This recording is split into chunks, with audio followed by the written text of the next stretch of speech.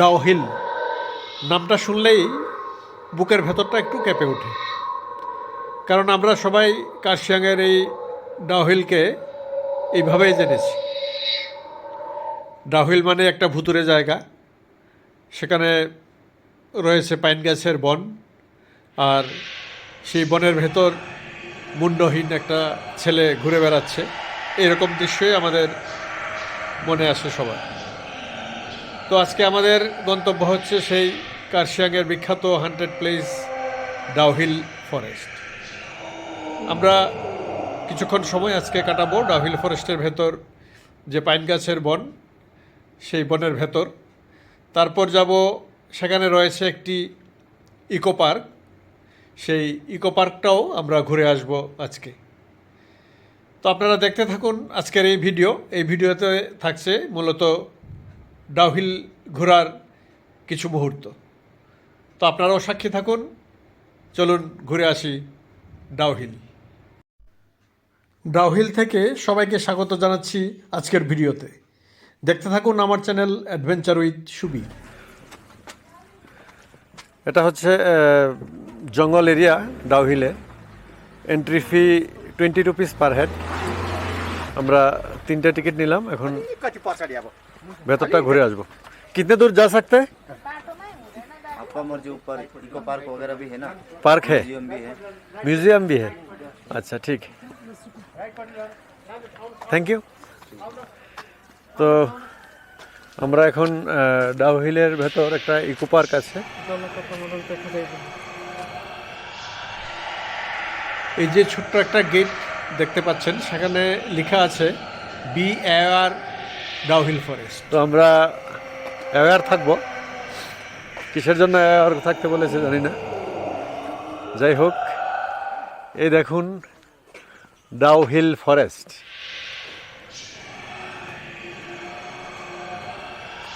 সুন্দর সারি সারি পাইন গাছ, বিভৎস লাগছে।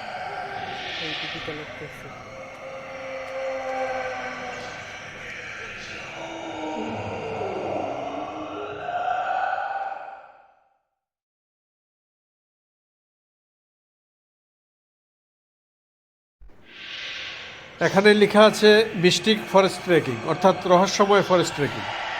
এবার আমাদের খুঁজে বের করতে হবে ডাউহিলের ফরেস্টে কি রহস্য আছে সেটা। হিউজ পাইন গাছ, বিশাল বিশাল প্রচুর পরিমাণে পাইন গাছ। দেখুন,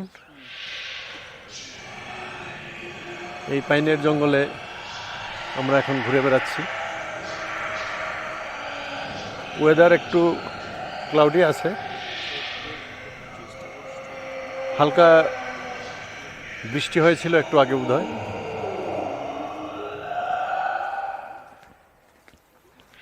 আমরা ইকো পার্কের দিকে আস্তে আস্তে এগিয়ে যাচ্ছি।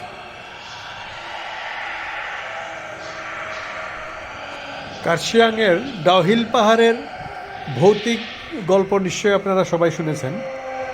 তো এখানে দুরকম কথা শোনা যায়। প্রথমটি হলো, একটি স্কুলের ছেলে, সে নাকি তার কাটা মুন্ড অর্থাৎ মাথাটা হাতে নিয়ে তার স্কুল এবং এই পাইন গাছের যে বন রয়েছে সেখানে ঘুরে বেড়ায় প্রায়, এরকম নাকি লোকাল মানুষরা অনেকে দেখেছেন। আরেকটি গল্প হচ্ছে, সেখানে এক মহিলাকে গ্রে কালারের ড্রেস পরা তাকে দেখা গেছে এই জঙ্গলে ঘুরে বেড়াতে, এবং উভয় ক্ষেত্রেই নাকি সেই ছেলেটি এবং মহিলাটি হঠাৎ করে পাইন গাছের বনে হারিয়ে যায়। এই হচ্ছে এখানকার মিথ বা হন্টেড স্টোরি বলা যায় ডাউহিলের। কিন্তু আমরা যখন ডাউহিল পাহাড়ে ঘুরেছি, প্রায় 15 থেকে 20 মিনিট বা আরও একটু বেশি হবে, আধ ঘন্টার মতো হবে, আমরা কিন্তু সেরকম কিছু পাইনি, বা এখন অবধি সায়েন্টিফিক্যালি কিন্তু সেরকম কোনো প্রুফ পাওয়া যায়নি। যাই হোক, এখানে দেখুন একটি ছোট্ট দোকান, চা, বিস্কিট এইসবের, এই পাইন গাছের বনের ভেতর। যারা এখানে ট্যুরিস্টরা ঘুরতে আসছেন তাদের জন্য ওনারা এখানে ছোট্ট একটি দোকান দিয়েছেন। আপনারা ঘুরতে ঘুরতে টায়ার্ড হয়ে গেলে এখান থেকে চা ইত্যাদি এখানে খেতে পারবেন। তো যাই হোক, আমরা বেশ কিছুটা রাস্তা, প্রায় অর্ধেক রাস্তা আমরা পেরিয়ে এসেছি। এখন আমরা এই জায়গাটা পেরিয়ে চলে যাব আরেকটু উপরে, যেখানে রয়েছে eco park, Dowhill eco park. সেদিকটায় আমরা এখন এগিয়ে যাচ্ছি। এটা হলো ডাউহিল ইকো পার্ক, চড়াই উতরাই রাস্তা, প্রায় 1-1.5 কিলোমিটার ডিস্টেন্স হবে। আমরা 15 থেকে 20 মিনিটে এখানে পৌঁছে গেলাম। এখানে এসে শান এখন দোলনায় চড়ছে। ছোট্ট একটি পার্ক, এদিক দিয়ে পাইন গাছ, আর অ্যাকচুয়ালি একটা চিলড্রেন পার্ক, বাচ্চাদের বিভিন্ন খেলনা দিয়ে সাজানো। ওই দিকটা কি আছে দেখি।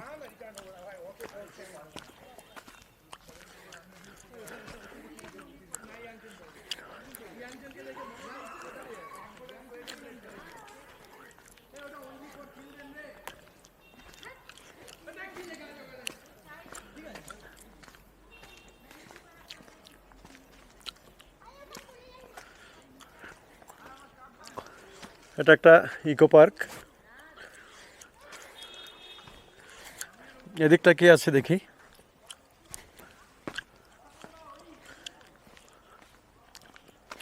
হ্যাঁ, রেবিট আছে। ওরা বলছিল, এই যে দেখুন অনেকগুলো রেবিট।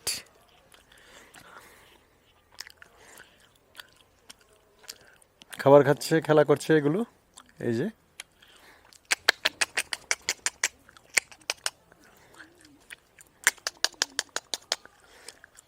যে দেখুন, একটা একদম কাছে চলে এসছে, অন্যগুলো এসছে।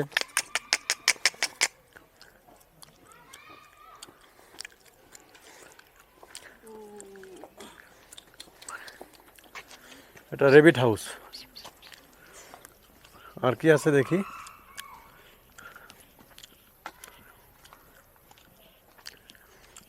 এখানটায় কোনো পাখি টাকি হবে,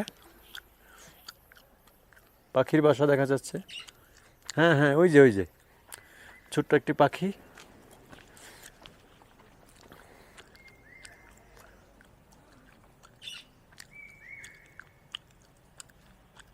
এই যে একটা হলুদ রঙের পাখি উড়ে এসছে।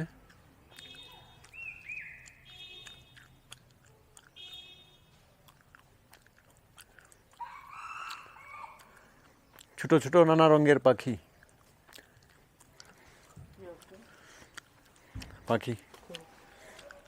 ওই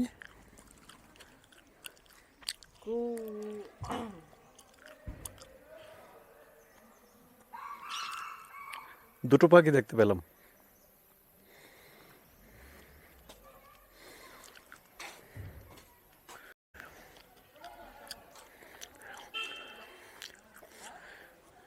শানের কাছে রেবিট, 2-3টে রেবিট চলে এসছে।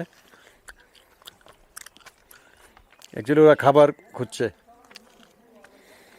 ওদেরকে খাবার দিলে খেত। খাবার খুঁজে খুঁজে আসছে। এই দেখুন, গাছের পাতা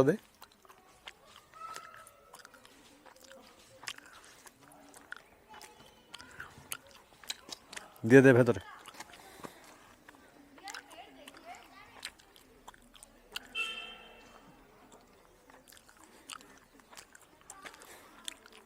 এই যে গাছের পাতা আরো করছে ওরা।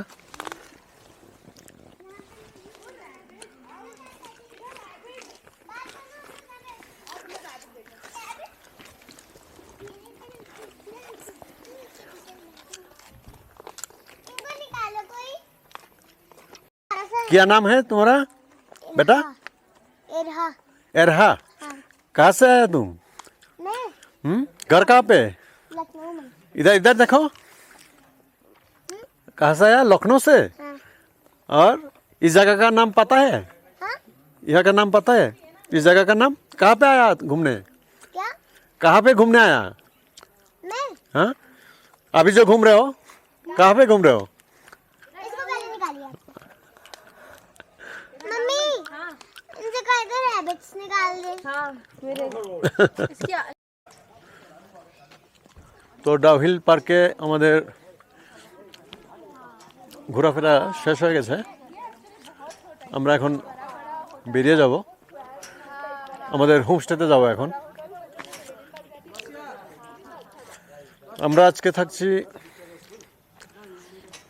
কার্শিয়াং মার্কেট পেরিয়ে, ডাউহিল এরিয়া পেরিয়ে সানিসাইড হোমস্টেতে। তো আমরা এখন সানিসাইড হোমস্টেতে চলে যাব, সেখানে গিয়ে লাঞ্চ করব। লাঞ্চ করে কিছুটা রেস্ট নিয়ে তারপর কার্শিয়াংয়ের অন্য এক দুটো সাইট সিইং থাকলে সেটা করে নেব। এই দেখুন পুরো ঘন জঙ্গল, ডাউহিল ফরেস্ট এরিয়া এটা।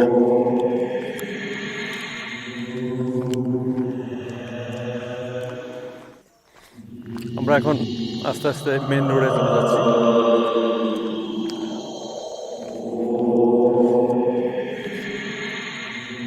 অ্যাকচুয়ালি ঘন জঙ্গল হওয়াতে একদম নিরিবিলি জায়গা এটা। মাঝে মাঝে পাখির ডাক শোনা যায়, বাড়িঘর নেই, এজন্যই অনেকে এটাকে ভুতুরে জায়গা বলে মনে করেন। যাই হোক, কার্শিয়াং আসলে আপনারা অবশ্যই এই ডাউহিল এরিয়াটা ঘুরে যাবেন, ভালোই লাগবে। ঘন পাইন ফরেস্ট, যেটা দেখতেও খুব সুন্দর। প্রচুর পাইন ফরেস্ট আছে এখানে, বিশাল বিশাল পাইন গাছ। এই দেখুন,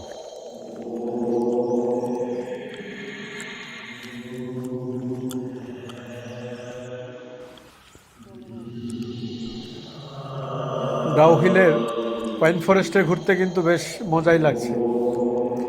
একদম নিরিবিলি ফাঁকা রাস্তা, লোকজন নেই, মাত্র হাতে গোনা কয়েকজন লোক আমরা দেখতে পেলাম ইকো পার্কে। এই যে একটি স্কুটি চলে গেল এখন, না হলে কিন্তু পুরোটা রাস্তায় একদম ফাঁকা। এই ফাঁকা রাস্তায় পাইন ফরেস্টের মাঝখান দিয়ে বেশ এনজয় করে করে কিন্তু আমি আর শান ঘুরে বেড়াচ্ছি। পার্ক আছে, রাইট টার্ন নেবেন এখান থেকে 300 মিটার। হ্যাঁ, আস্তে আস্তে যান। আমি কিছুটা টায়ার্ড হয়ে গেল, শান কিন্তু এতটা টায়ার্ড হয়নি। ও আমাকে ফেলেই বেশ স্পিডেই আমাকে পেছনে রেখে সামনে চলে গেছে। এই দেখুন একটি গাড়ি এদিক থেকে আমাদের ক্রস করে যাচ্ছে। আমরা মোটামুটি মাঝামাঝি জায়গায় চলে এসেছি। ওই সামনেই যে চায়ের দোকানটি দেখতে পেয়েছিলাম সেটির কাছাকাছি আমরা চলে এসেছি।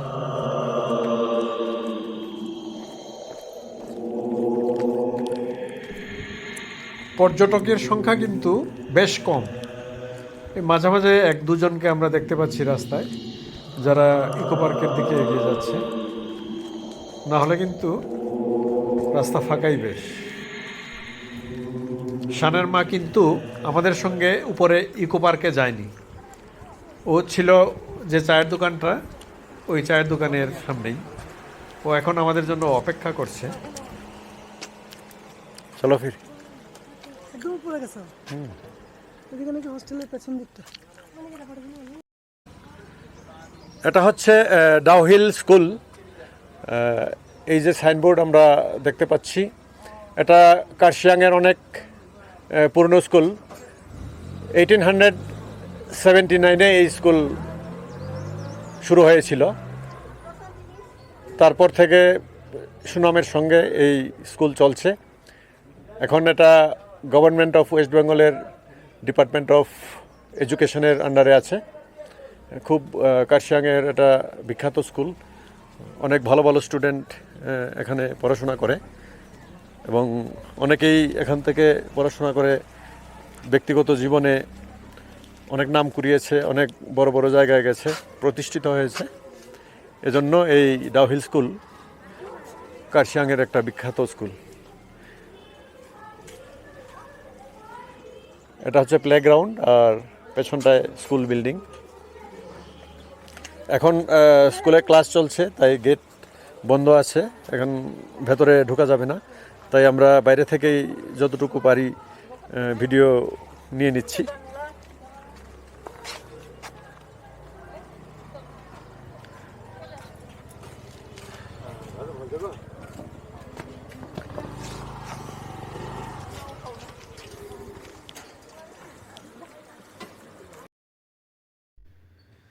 এখন আমরা চলে যাব আমাদের যে হোমস্টে, সেই সানিসাইড হোমস্টেতে। সেটি কার্শিয়াং বাজারটা পেরিয়ে একটু সামনে এগিয়ে যেতে হবে। অ্যাকচুয়ালি আমাদের ডাউহিলে আরও কিছুক্ষণ সময় কাটানোর ইচ্ছে ছিল, কিন্তু সময় কম, তাই আমরা বেশিক্ষণ এখানে থাকতে পারিনি। আমাদের যে হোমস্টে সেখানে আমরা লাঞ্চের অর্ডার করে রেখেছি এবং লাঞ্চ করার জন্য লাস্ট টাইম হচ্ছে 3টা। তো এখন প্রায় 2:45 বাজে, তাই আমরা তাড়াতাড়ি ডাউহিল থেকে বেরিয়ে এখন হোমস্টের দিকে যাচ্ছি।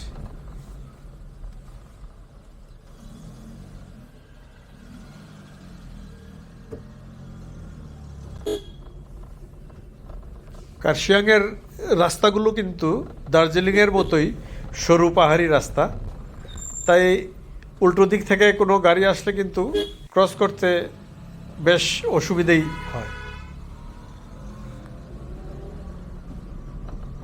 তবে আশেপাশের বাড়িগুলো কিন্তু বেশ সুন্দর, সাজানো গোছানো এবং দেখতেও খুব ভালো লাগে। ওই যে দূরে পাহাড়ের উপর একটি টাওয়ার দেখা যাচ্ছে, সেটি কিন্তু কার্শিয়াং শহরের একটি ল্যান্ডমার্ক।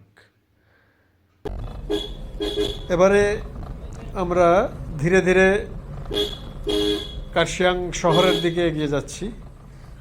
তারপর শহর পেরিয়ে আমরা আমাদের যে সানিসাইড হোমস্টে সেদিকে এগিয়ে যাব।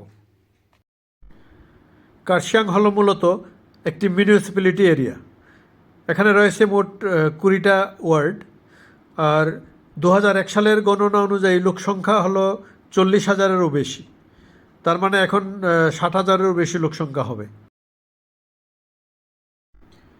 বাদিকটায় হলো কার্শিয়াং রেল স্টেশন, যে দিকটায় টয় ট্রেন চলাচল করে সেদিকটা। এটি হিমালয়ান রেলওয়ের তত্ত্বাবধানে রয়েছে। কার্শিয়াং হচ্ছে দার্জিলিং জেলার অন্তর্গত একটি সাবডিভিশনাল হেডকোয়ার্টার, আর এখানে রয়েছে একটি সাবডিভিশন হসপিটাল, তাছাড়া বিভিন্ন নামি দামি স্কুল, যেগুলো ব্রিটিশ আমল থেকেই প্রতিষ্ঠিত হয়েছিল।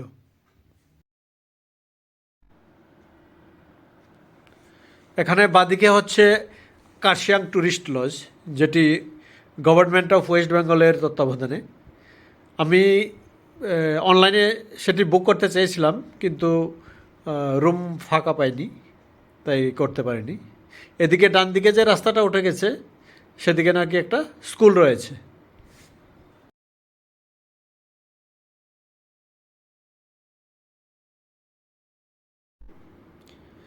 এখানে আপনাদের আরেকটি ইনফরমেশান দেই, সেটি হচ্ছে কার্শিয়াংয়ের লিটারেসি রেট কিন্তু বেশ ভালো, 84%, অর্থাৎ ন্যাশনাল লেভেলে যে রেট আছে তার চেয়ে অনেক বেশি। মূলত ব্রিটিশ আমল থেকেই এখানে শিক্ষার পরিবেশ এবং পরিকাঠামো গড়ে ওঠাতে কার্শিয়াংয়ের শিক্ষার হারটা কিন্তু এবং শিক্ষার মানও বেশ ভালোই বলা যায়। কার্শিয়াংয়ের এই হিল কাট রোড, অর্থাৎ যে রোড দিয়ে আমরা যাচ্ছি সেই রোডটা কিন্তু বেশ সুন্দর, চারিদিকে প্রাকৃতিক মনোরম দৃশ্য, আর রাস্তার ঠিক পাশ দিয়ে বয়ে চলেছে টয় ট্রেনের রাস্তা, দেখতে খুব ভালো লাগছে। কার্শিয়াংয়ের ওয়েদার কিন্তু বেশ মজার। এখানে অক্টোবর থেকে এপ্রিল অবধি মোটামুটি ঠান্ডাই থাকে, তারপর মে মাস থেকে সেপ্টেম্বর অবধি হালকা গরম থাকে। সেই অর্থে গরম নয়, সর্বোচ্চ তাপমাত্রা 25-26 ডিগ্রি এবং সর্বনিম্ন তাপমাত্রা তখন 16-17 ডিগ্রি থাকে। আর শীতকালে সর্বোচ্চ তাপমাত্রা 16-17 ডিগ্রি এবং সর্বনিম্ন তাপমাত্রা 6 থেকে 7 ডিগ্রি এরকম থাকে। তাই বলতে হবে যে একটি প্লেজেন্ট ওয়েদার কার্শিয়াংয়ে।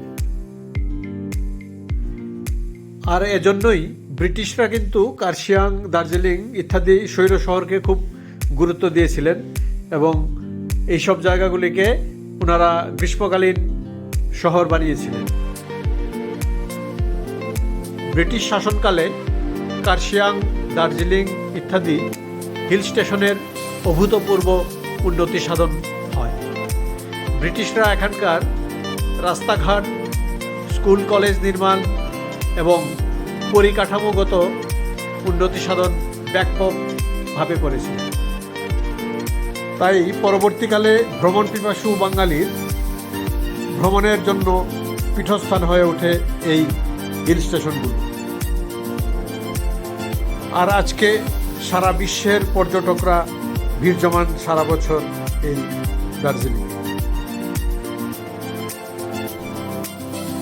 আজকের ভিডিও আর বেশি দীর্ঘায়িত করব না, এখানেই শেষ করব। পরবর্তী ভিডিওতে থাকবে কার্শিয়াং থেকে মিরিক রুট হয়ে দার্জিলিং যাওয়ার গল্প। আজকের ভিডিও ভালো লাগলে অবশ্যই লাইক, শেয়ার করবেন। আর নতুন নতুন ভিডিও পেতে সাবস্ক্রাইব করুন আমার চ্যানেল অ্যাডভেঞ্চার উইথ সুমি। আপনারা সবাই ভালো থাকুন, সুস্থ থাকুন। দেখা হচ্ছে পরের ভিডিওতে। ধন্যবাদ সবাই।